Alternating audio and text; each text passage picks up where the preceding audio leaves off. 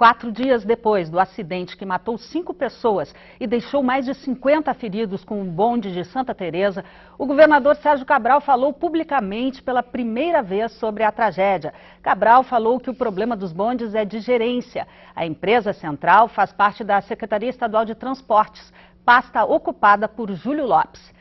E um laudo da secretaria mostrou que o bonde envolvido no acidente era um constante frequentador da oficina por repetidos problemas.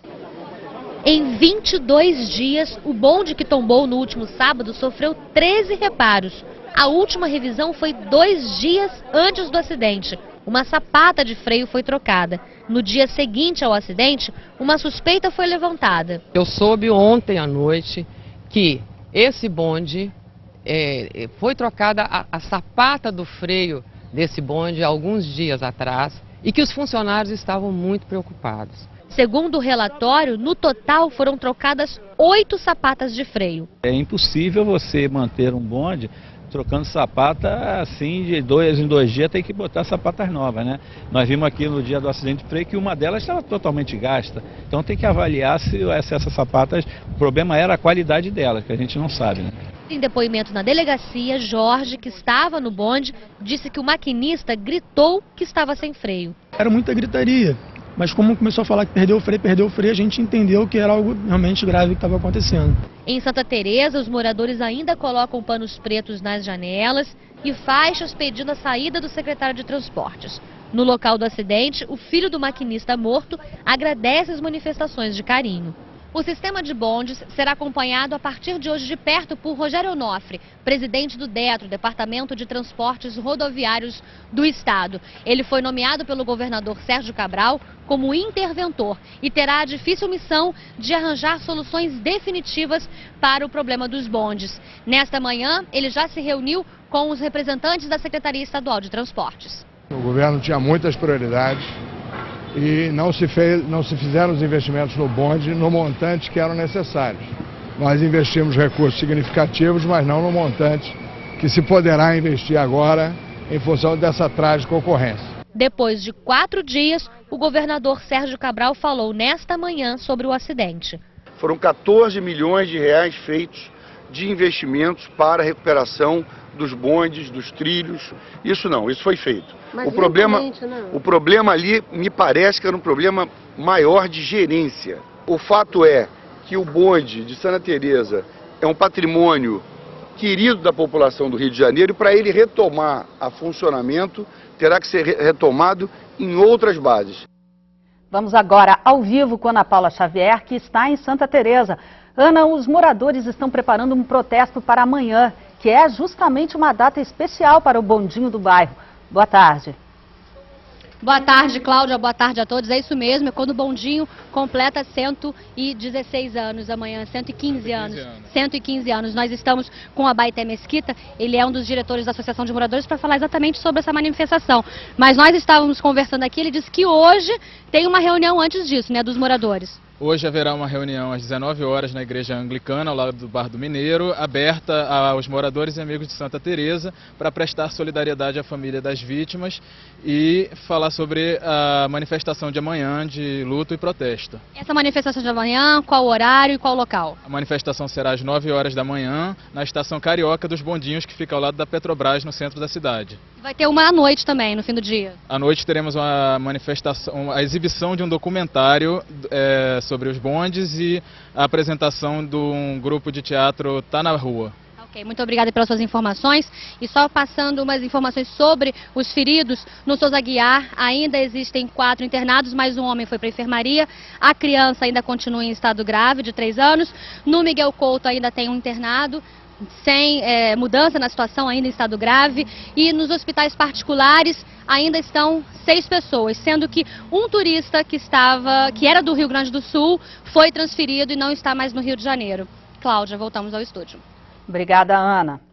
Além da tragédia do bondinho de Santa Teresa, o Rio de Janeiro convive nos últimos meses com transtornos que acabam nos noticiários internacionais. Explosão de bueiros com vítimas e sequestro de ônibus, como na Avenida Presidente Vargas, foram os últimos arranhões na imagem da cidade, que vai receber Copa do Mundo, Olimpíada e outros grandes eventos. E para falar sobre como a cidade lida com a sua própria imagem, nós conversamos com o professor Maurício Werner.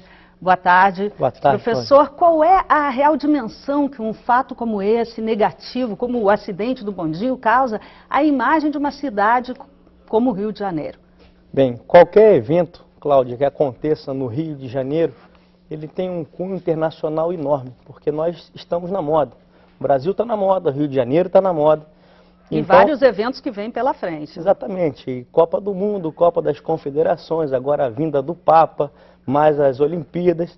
Então a mídia, ela está de olho no Rio de Janeiro e seria ótimo se o governo, seja ele federal, estadual ou municipal, pudesse absorver essa ideia de que turismo é uma atividade econômica que gera riqueza e que precisa ser trabalhado com mais profissionalismo.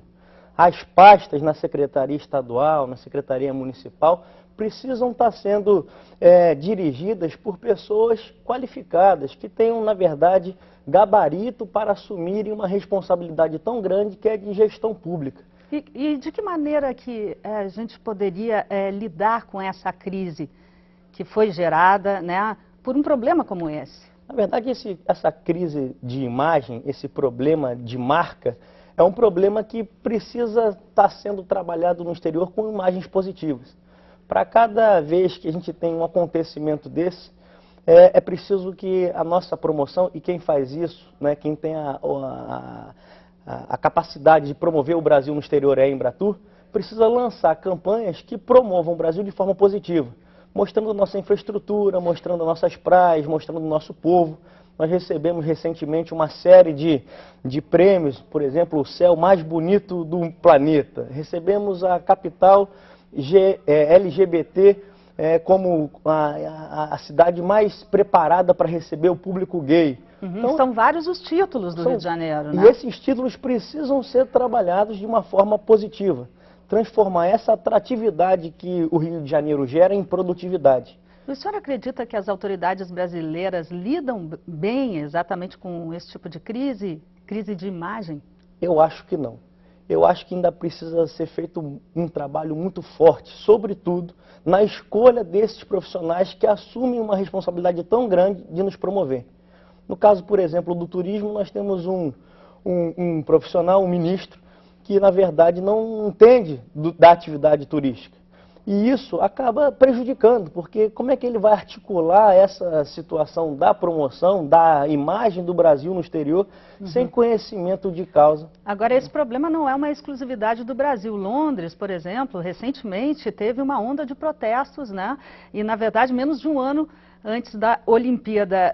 Em outros países, o senhor acredita que a gestão de crise é melhor do que aqui?